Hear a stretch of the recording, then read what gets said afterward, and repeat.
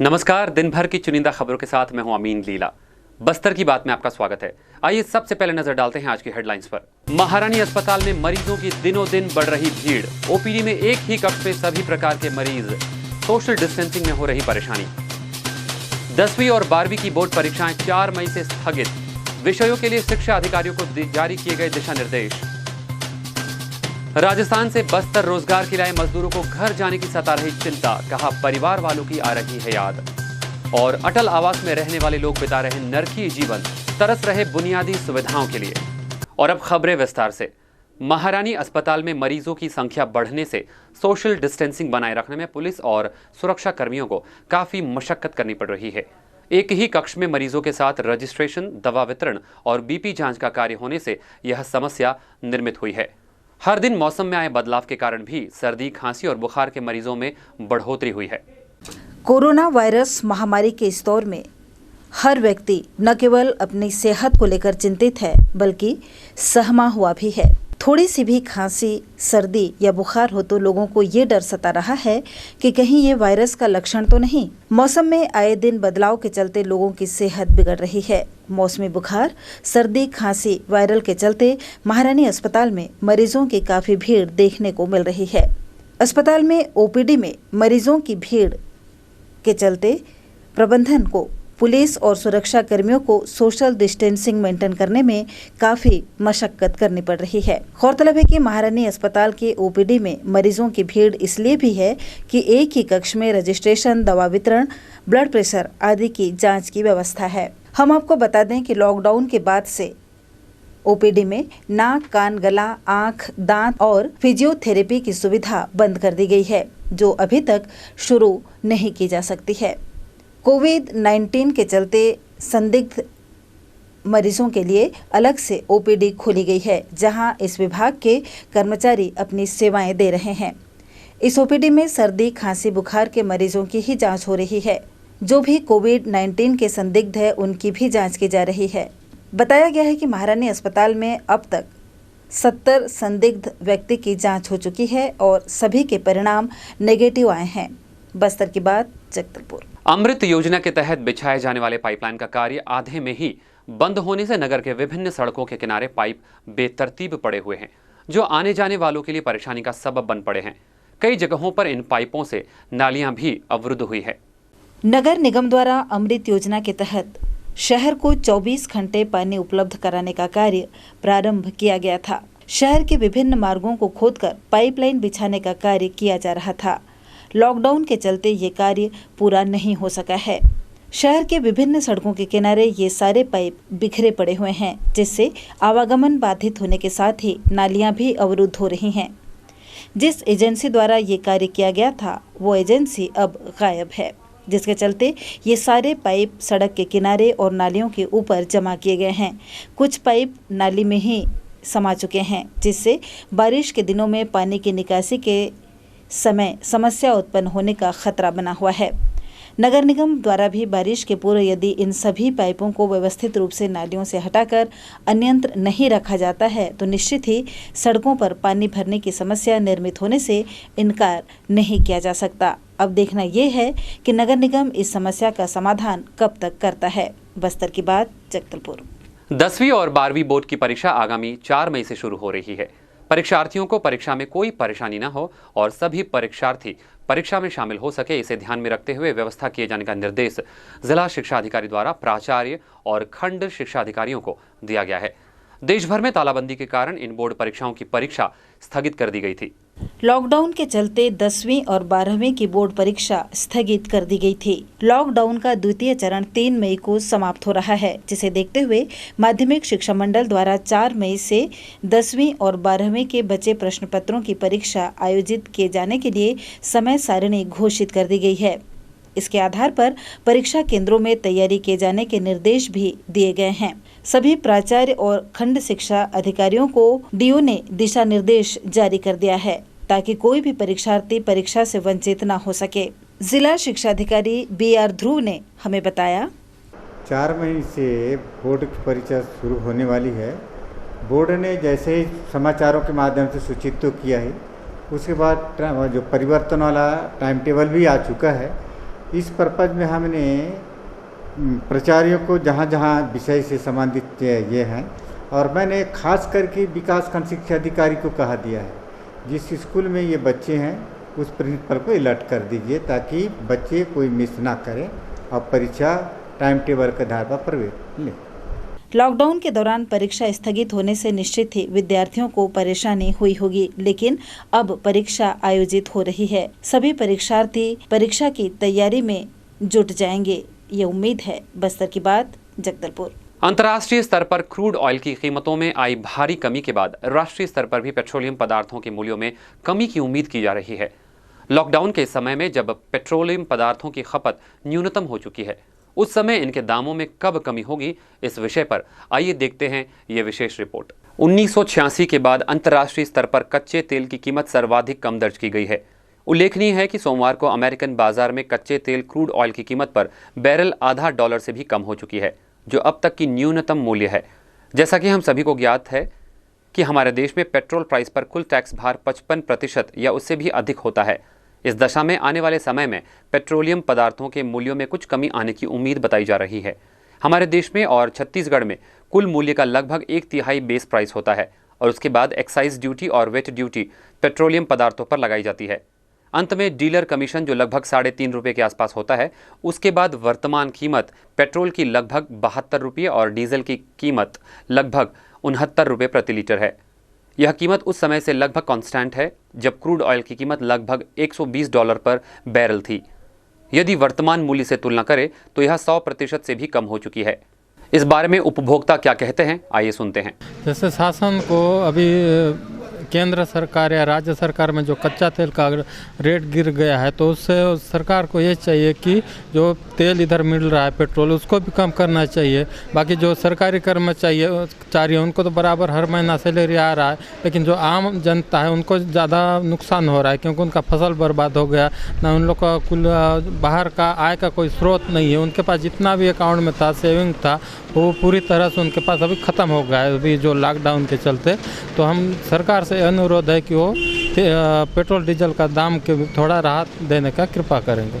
अंतर्राष्ट्रीय स्तर पर क्रूड ऑयल के दामों में अभूतपूर्व कमी आने के कारण वर्तमान समय में सारे विश्व में कोविड-19 के खतरे को देखते हुए लॉकडाउन कर दिया गया है, जिससे पेट्रोलियम पदार्थों की खपत न्यूनतम हो चुकी है और प्रत्येक देश एक बड़ी मात्रा में पेट्रोलियम पदार्थों का स्टॉक अपने पास रखे हुए है। वहीं सऊदी अरब और रूस के बीच उत्पादन को लेकर पूर्व से ही विवाद जारी है। ओपेक के हस्तक्षेप के बावजूद भी कच्चे तेल के अंतर्राष्ट्रीय दामों में गिरावट गत वर्ष 2019 से ही लगातार दर्ज की गई है। भारत अपनी कुल ज़रूरतों का लगभग 80% आयात करता है, जो मुख्यतः इराक, सऊदी अरब और खाड़ी के देशों से की जाती है। वर्तमान दौर में यदि भारत सरकार चाहे तो न्यूनतम मूल्य पर वह पेट्रोलियम पदार्थों का एक बड़ा स्टॉक बना सकती है, जैसा कि चाइना द्वारा किया जा रहा है। लेकिन भारत के सामने विदेशी मुद्रा भंडार में आ रही कमी भी एक बड़ी समस्या बन के उभर रही है, जो कि लगभग 159 लीटर के आसपास होता है। उसका मूल्य आधा डॉलर से भी कम हो जाना पेट्रोल उपभोग करने वाले और मंदी से जूझ रहे देशों के लिए एक सुखद समाचार बनकर आया है। भारत सरकार इस मौके को किस तरह अपने पक्ष में कर पाती है, यह भविष्य ही निर्धारित करेगा। वैसे पेट्रोलियम पदार्थों के मूल्य में आई अंतर्राष्ट्रीय कमी का राष्ट्रीय स्तर पर बहुत व्यापक प्रभाव नहीं पड़ने वाला है, क्योंकि पहले भी जब अंतर्राष्ट्रीय स्तर पर पेट्रोलियम पदार्थ के मूल्यों में कमी आई थी तो सरकार ने पेट्रोलियम मूल्य स्थिरीकरण कोष बना दिया था। साथ ही चालू खाते का घाटा कम करने के लिए अतिरिक्त लाभ को स्थानांतरित कर दिया गया था। पेट्रोलियम पदार्थों की खपत में आई कमी के बारे में हमें पेट्रोल टैंक मैनेजर ने बताया। देखो अभी कच्चा जो तेल है उसका रेट तो कम कर दिए हैं, लेकिन साथ में क्या बोलते पेट्रोल डीजल का भी अगर जो रेट अगर कम हो जाता तो जो आम आदमी हैं उनको भी क्या बोलते फ़ायदा होता। अभी क्या बोलते कच्चा तेल को आप क्या बोलते सस्ता कर दिए हो और पेट्रोल डीजल को महंगा कर दिए हो, है ना। ये अच्छी बात नहीं है ना। और इससे क्या बोलते महंगाई और ज़्यादा हमको लगेगा। जो आम आदमी है उसको महंगाई के लेके कितना परेशान हो रहा है आदमी। अभी लॉकडाउन चल रहा है, अभी पैसा है नहीं है वो आम आदमी जानता है ना। बड़े आदमी जो व्यापारी हैं उनको तो पता तो है ही नहीं। तो क्या इस कारण से क्या बोलते अगर इसको भी अगर सस्ता कर देते हो तो हमारे लिए अच्छा लगेगा वो। इस प्रकार अंतर्राष्ट्रीय स्तर पर पेट्रोलियम पदार्थों के मूल्य में आई कमी से भारत जैसे विकासशील देशों के लिए एक राहत की खबर है, किंतु उसका लाभ निम्न और मध्यम वर्ग को कब तक मिलेगा यह कह पाना अभी संभव नहीं है। बस्तर की बात, जगदलपुर। बस्तर की बात में वक्त हो चला एक छोटे से ब्रेक का। खबरें अभी और भी है, कहीं जाइएगा नहीं, बने रहेगा हमारे साथ। भारतवर्ष में कोरोना की जो महामारी फैली हुई है, शासन द्वारा निर्देश है और 144 की धारा लगी हुई है, इसलिए मैं पूरी जनता से अपील करना चाहती हूँ कि वो घर पर रहे और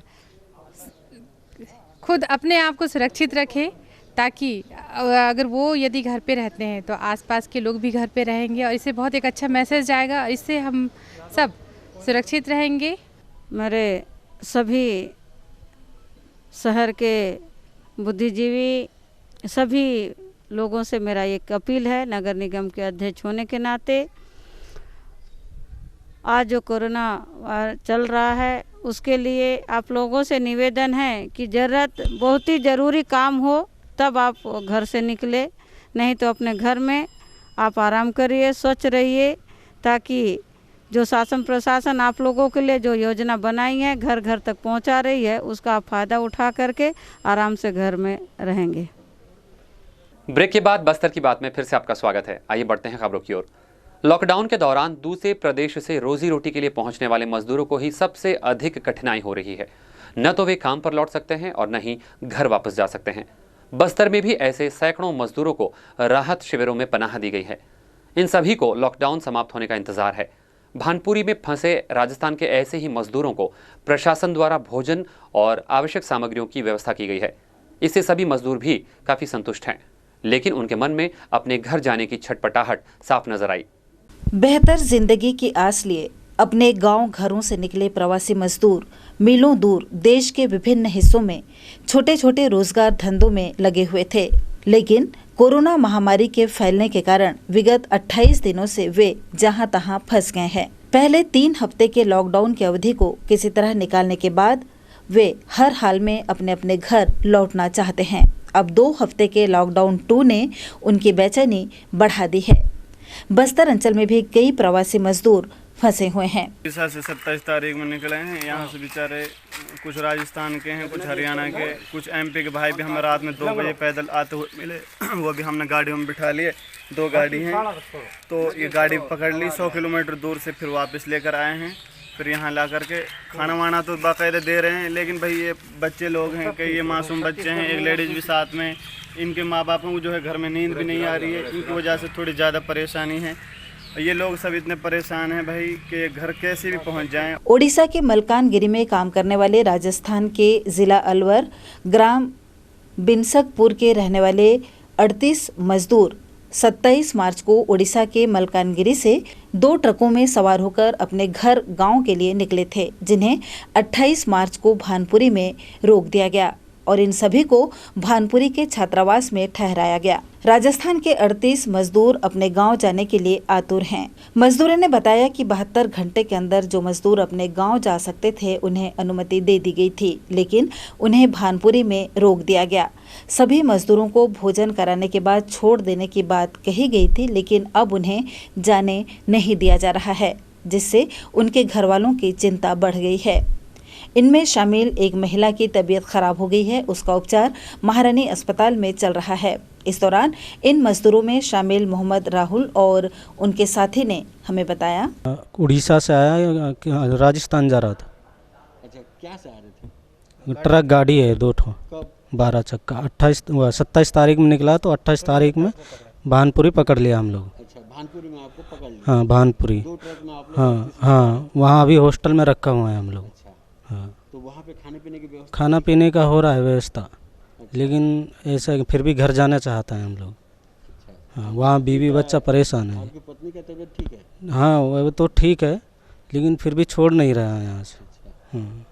तो अभी यहाँ उपचार सही मिल रहा है? हाँ, यहाँ तो मिल रहा है, लेकिन फिर भी हमारे को छोड़ देगा तो घर जाने के लिए दिल कर रहा है। घर पे बहुत परेशान है घर वाला, बीवी बच्चा है, सब है।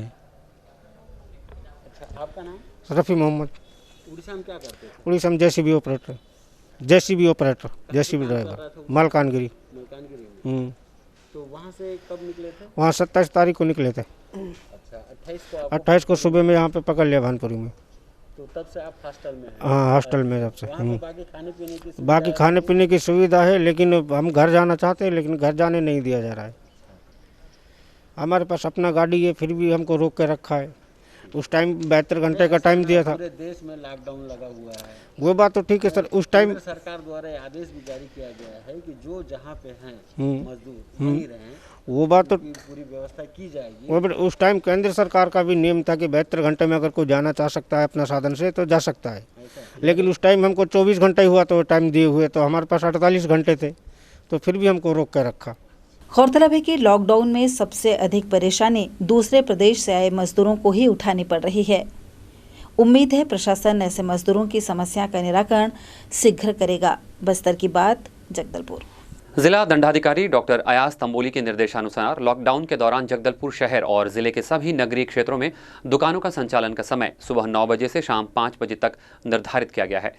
कलेक्टर ने जिले के सभी राजस्व अनुविभागीय अधिकारियों और संबंधित विभाग के अधिकारियों को इस आदेश का कड़ाई से पालन करने का निर्देश दिया है। इसके अलावा सभी दुकानों में सामाजिक दूरी का पालन, अनिवार्य रूप से मास्क लगवाने के निर्देश भी दिए गए हैं। कुशाभाऊ ठाकरे वार्ड के कालीपुर अटल आवास के रहवासी नरकीय जिंदगी जी रहे हैं। यहाँ समस्याओं का अंबार देखा जा सकता है। यहाँ पेयजल और सफाई की बहुत बड़ी समस्या है। चारों ओर गंदगी ही गंदगी देखी जा सकती है। पेश है ये समाचार। नगर निगम क्षेत्र के कुशाभाऊ ठाकरे वार्ड में स्थित कालीपुर अटल आवास के निवासियों को आज भी नरकीय जीवन जीना पड़ रहा है। नगर निगम चुनाव के बाद कॉलोनी की दशा सुधारने की पूरी उम्मीद थी और इस कॉलोनी के जीर्णोद्धार के लिए भूमि पूजन भी किया गया था, लेकिन कोरोना वायरस की महामारी से बचाव के लिए पूरे देश में लागू लॉकडाउन के चलते वह कार्य भी रुक गया। इस अटल आवास कॉलोनी में नल के पाइप टूट गए हैं। नाली के पास बर्तन रखकर यहाँ के रहवासी पानी भर रहे हैं, जिससे जल जनित रोग फैलने का खतरा बना हुआ है। वहीं प्रथम तल में रहने वाले लोग बाल्टी के सहारे पानी ऊपर चढ़ा रहे हैं। नालियों में कचरा पटा पड़ा है, जिसकी नियमित सफाई भी नहीं हो पा रही है। सेप्टिक लेटरिन के टैंक भी क्षतिग्रस्त हो चुके हैं। इस वजह से पूरी कॉलोनी में गंदगी और दुर्गंध फैली हुई है। कई बार शिकायत के बावजूद स्थिति नहीं सुधरने से कॉलोनी वासियों में काफ़ी निराशा व्याप्त है। इस संबंध में वार्ड के पार्षद सुनीता सिंह ने क्या बताया, आइए सुनते हैं। नहीं, देखिए, रिपेयरिंग का 80 यूनिट का शायद आया था, हमारा पास हुआ था, जिसमें कि ओपनिंग भी हुई थी, हमारे विधायक जी ने की थी। हमारा काम शुरू होने ही वाला था तो लॉकडाउन लग गया। और बाकी नाली और सेप्टिक टैंक वगैरह जो उनका प्रॉब्लम है, उसके लिए हमने एस्टीमेट बनाया हुआ है, क्योंकि लॉकडाउन होने की वजह से हम दे नहीं पाए हैं। जो हमारा नगर निगम के माध्यम से हो या विधायक जी या सांसद जी कोटे से जैसे भी होगा, उनकी समस्याओं का हल किया जाएगा। उम्मीद है शीघ्र ही अटल आवास कॉलोनी के निवासियों की समस्याओं का समाधान होगा और उन्हें परेशानियों से मुक्ति मिलेगी। बस्तर की बात, जगदलपुर। कोरोना महामारी से बचाव के लिए एक और जहां शासन प्रशासन द्वारा कड़ाई से लॉकडाउन के नियमों का पालन करवाया जा रहा है, वहीं दूसरी ओर इस कार्य में एनसीसी के कैडेट्स भी अपना हाथ बटा रहे हैं। इस कड़ी में एक स्कूल के एनसीसी कैडेट्स द्वारा लोगों को कोरोना वायरस के संक्रमण से बचने के लिए लोगों को जागरूक किया जा रहा है। नगर के विभिन्न चौक चौराहों और आवासीय कॉलोनियों में पहुंचकर लोगों को बार बार हाथों को साबुन से धोने, सैनिटाइजर का उपयोग करने, मास्क पहनने और सामाजिक दूरी बनाए रखने के संबंध में जानकारी लगातार दी जा रही है। मंदी के दौर से जूझ रहे बस्तर परिवहन संघ ने राज्य शासन से 6 महीनों का रोड टैक्स माफ करने का निवेदन किया है।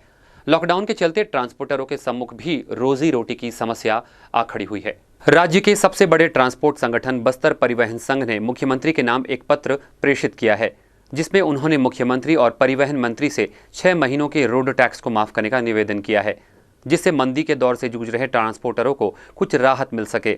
इधर कुछ समय पूर्व से लोहे गिट्टी के लोड कम होने के कारण और उसके बाद लॉकडाउन होने की वजह से ट्रांसपोर्टरों को व्यापक नुकसान उठाना पड़ रहा है। इस बारे में बस्तर परिवहन संघ के अध्यक्ष मलकीत सिंह गैदू ने क्या कहा, आइए सुनते हैं। देखिए, बस्तर परिवहन संघ बस्तर संभाग प्रदेश की सबसे बड़ी एशिया की सबसे बड़ी संस्था के रूप में बस्तर परिवहन संघ संचालित हो रहा है। 47 वर्षों से ये संस्था अपना कार्य शांतिपूर्ण तरीके से कर रही है और 2 साल की इस मंदी के बाद फिर ये प्राकृतिक आपदा जिसको कहा जाता है और महामारी जो आई है कोरोना की, इससे जो है हमारे व्यापार जगत को, परिवहन को जो है बहुत ही नुकसान हुआ है। उस नुकसान की थोड़ी सी भरपाई के लिए हम लोगों ने हमारे प्रदेश के मुखिया संवेदनशील और बहुत लोकप्रिय उनको हम लोगों ने और परिवहन मंत्री जी को हम लोगों ने निवेदन किया है कि जो रोड टैक्स का जो 3-3 महीने का जो क्वार्टरली जो टैक्स लिया जाता है, ये 2 क्वार्टरली जो टैक्स है इसको अगर माफ़ कर दे तो मैं समझता हूँ कि हमारे बस्तर परिवहन संघ की 2600 वाहनें और 2113 जो है हमारे मेंबर हैं, जो इस बस्तर परिवहन संघ के तरह से गाड़ियाँ हमारी संचालित होती हैं। हम वही निवेदन करना चाहते हैं कि ये जो है टैक्स अगर हमको माफ़ हो जाता है तो हमें थोड़ी राहत मिल जाएगी, क्योंकि वो महामंदी और महामारी दोनों से जो है परिवहन व्यवसाय जूझ रहा है। लॉकडाउन और कोविड-19 के खतरे को देखते हुए ट्रांसपोर्ट की सभी गतिविधियां रोक दी गई है। ऐसे समय में ड्राइवर और कंडक्टर के सम्मुख रोजी रोटी की समस्या भी उत्पन्न हो चुकी है। जो परिवहन संघ में अपनी सेवाएं देते थे, संघ द्वारा ऐसे ड्राइवर और कंडक्टर की मदद का प्रयास किया जा रहा है। लेकिन हालात तभी सामान्य हो सकते हैं जब फिर से ट्रांसपोर्ट का कार्य प्रारंभ हो पाए।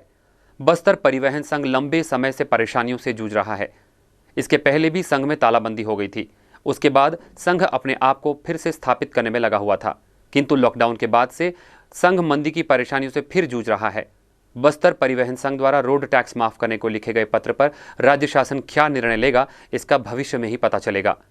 बस्तर की बात, जगदलपुर। आइए चलते चलते एक बार फिर से नजर डालते हैं आज के हेडलाइंस पर। महारानी अस्पताल में मरीजों की दिनों दिन बढ़ रही भीड़। ओपीडी में एक ही कक्ष में सभी प्रकार के मरीज। सोशल डिस्टेंसिंग में हो रही परेशानी। 10वीं और 12वीं की बोर्ड परीक्षाएं 4 मई से स्थगित। विषयों के लिए शिक्षा अधिकारियों को जारी किए गए दिशा निर्देश। राजस्थान से बस्तर रोजगार के लिए आए मजदूरों को घर जाने की सता रही चिंता, कहा परिवार वालों की आ रही है याद। और अटल आवास में रहने वाले लोग बिता रहे नरकीय जीवन, तरस रहे बुनियादी सुविधाओं के लिए। अगर किसी भी कारणवश आप बस्तर की बात के एपिसोड्स लगातार नहीं देख पा रहे हैं तो हम आपसे YouTube में भी मुलाकात कर सकते हैं। आप ज़रूर YouTube में बस्तर की बात सर्च करें और हमारे डेली न्यूज़ अपडेट्स आप देख सकते हैं। आज के समाचारों में बस इतना ही। कल आपसे फिर होगी मुलाकात ताज़ा तरीन खबरों के साथ। तब तक के लिए हमें दीजिए इजाज़त। नमस्कार।